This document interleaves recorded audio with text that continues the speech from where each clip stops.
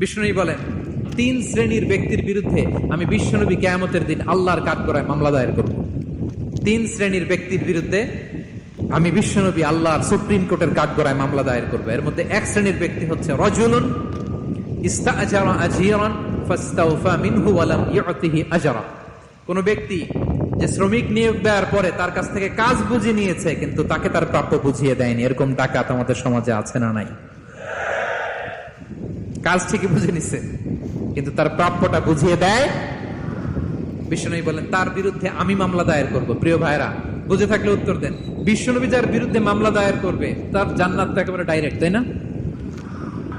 সুন্দর বলছে একজন, তার কোনো জামিন নাই, ঠিক কিনা বলেন?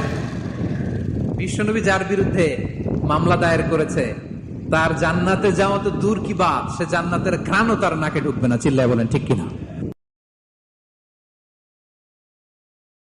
বিষ্ণুনবী বলেন, তিন শ্রেণীর ব্যক্তির বিরুদ্ধে আমি বিশ্বনবী কিয়ামতের দিন আল্লাহর কাঠগড়ায় মামলা দায়ের করব। তিন শ্রেণীর ব্যক্তির বিরুদ্ধে আমি বিশ্বনবী আল্লাহর সুপ্রিম কোর্টের কাঠগড়ায় মামলা দায়ের করব। এর মধ্যে এক শ্রেণীর ব্যক্তি হচ্ছে রাজুলুন ইস্তাআজারা আজীরান ফাস্তাওফা মিনহু ওয়া লাম ইউতিহি আজরা।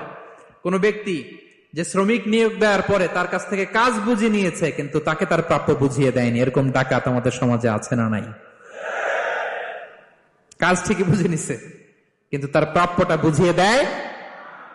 বিশ্বনবী বলেন তার বিরুদ্ধে আমি মামলা দায়ের করব। প্রিয় ভাইরা, বুঝে থাকলে উত্তর দেন। বিশ্বনবী যার বিরুদ্ধে মামলা দায়ের করবে তার জান্নাত তো একেবারে ডাইরেক্ট, তাই না?